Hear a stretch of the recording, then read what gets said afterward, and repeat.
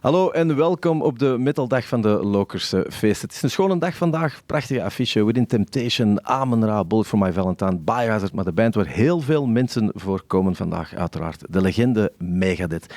40 jaar zijn ze al bezig en naast mij ook twee legendes, Kiko en James van Megadeth. Welcome guys. Hey, man. Good to see you guys. Nice to see you too. Sorry for the weather, but... It's not your fault.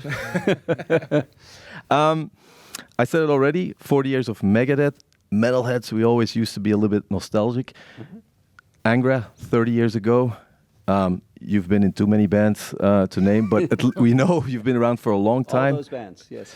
Of course, there are some things that are not fun about getting older, but if you look back, are there some things you feel like are a little bit an advantage now, being older?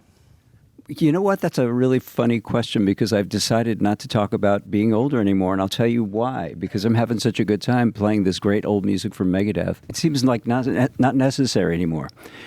We play every night, and we see these kids in the audience, and I mean kids. We see like preteens and teenagers. To them, our music is completely new. So it gives me a sense of youth and exuberance and nostalgia and all those great things. So even everything behind me, I think this music is keeping me young. What do you think? I agree completely. Well, I'm just saying, Yeah, do I yeah, look yeah. younger? Yeah, up close. No, they're not No, of close. course. Well, there are filters for that. So don't Yeah. Of course, we're going to talk a little bit not only about Megadeth, but also about you guys' past because it's legendary on its own. Sure. Let's start with Angra. I remember when I was younger, I was reading all those Benelux metal magazines like Aardschok, and I was a punk hardcore kid, but I read everything, so I knew everything about bands like Angra, and also about a lot of other Brazilian bands like, of course, Sepultura, Ratos de Pará. What do you think that Brazilian bands added to the metal scene? Because you guys have a lot of music, roots music, that is very unique. Great question. I think Angra Sepultura is very different, but we have this Brazilian thing in common, like bringing the syncopations of the rhythms and the traditional Brazilian music somehow into metal and trying to find the Brazilian way of doing metal. I think both bands had that, trying to find our space into the metal scene. You know, like you have the German bands, you have the British bands, the American bands. Like, why not some Brazilian band as well with something special? It's pretty hard, but I think roots from Sepultura, Holy Land from Angra, we found that place. You know. Same kind of question for you because. Of course, you played in so many bands. You even played in John Fogerty, with John Fogerty rather. But also, you did the Pride and Glory record, which is one of my favorite records of all time. Brian Tushy, yes. There's a lot of influences, and now you guys are in a legendary metal band. Do you feel like you brought in all these influences in this new version of Megadeth? You know, if it's anything, it's more attitude. We have a little setup in the back in our dressing room to play. And it's to go over music and make sure that if we're going to play a new tune, a new Megadeth song, we practice that and all that. But we go on jam tears. I mean, we play all kinds of stuff, everything from blues to rock to reggae to anything we can think of. He'll sit at the drums, I'll sit at the guitar. I'm not very good on the guitar, but, you know. Having come here to Megadeth with Kiko and with Dirk, who weren't here the last time I was at Megadeth, it's a really great musical experience. We're really grounded. We have a lot of, everybody in this band has a lot of musical depth, as you mentioned. And that makes it really exciting. But Megadeth is one thing. Megadeth is Megadeth, you know? So we have to kind of bring a reverence to that in order for when we perform it, you know, so the audience will watch us play it and they'll feel Megadeth. That's a lineage that we have to carry, you know, and gratefully so. Because I can imagine you guys are both. You guys are fully aware you're great musicians. You have your own legacy, but then you still remember probably the first time you enter a rehearsal room with Dave, and Dave is Megadeth. Megadeth is Dave. Yep. Was it hard for you guys to? And I'm not talking about a professional level because I know you can do it. That's not the issue. But you've all been different places, and then all of a sudden you have to find some kind of place in the Megadeth universe that's Dave. Is that a hard thing to do, or can you be open about it with him, like writing new songs and making sure you're not stepping on toes Well, you know what? The thing is, from my experience, going back to United Abominations and Endgame, Dave is completely willing to hear anything, right? But then once you get in a room with him and the rest of the band, he always navigates it, and rightfully so. I don't think this band does not sound like Megadeth until Dave picks up his guitar and plays. It really doesn't. I mean, it sounds like a very good band, but it doesn't sound like Megadeth, and it really is Dave. And I'm not just blowing smoke up, wherever you blow it, but.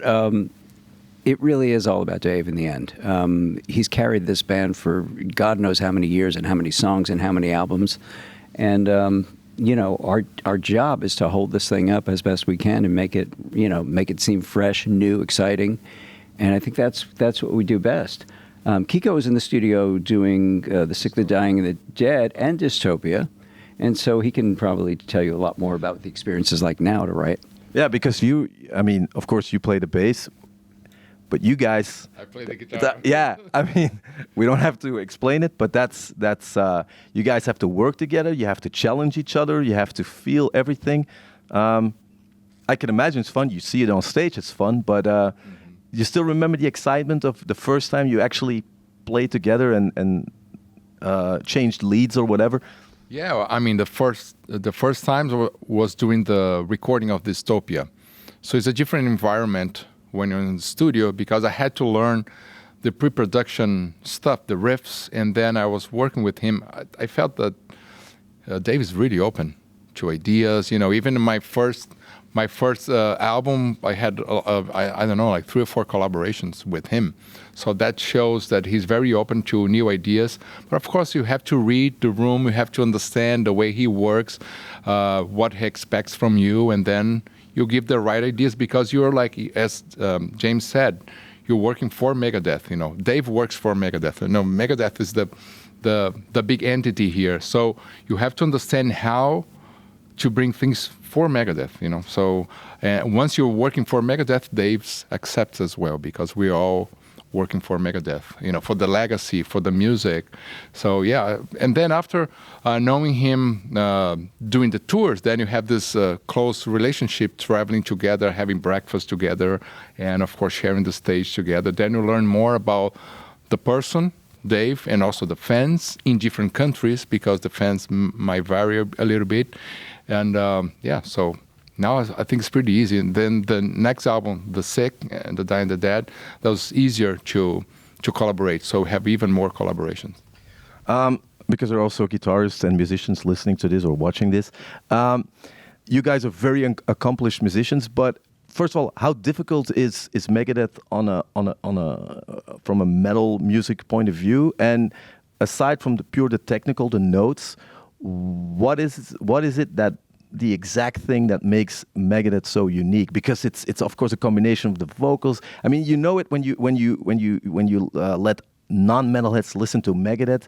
A lot of things sound the same, but Megadeth is unique. Like all big bands, there's something unique about it. Yes, I think that the one thing that stands out most is there's a certain swing. As fast as it's going by, there's certain portions where it kind of pulls back, throttles back, and pushes forward. And it's really very musical, almost the way horns play, in a jazz band. You used to play horns, right? I used to play French horn, that's right. So I know what I'm speaking about for once, right?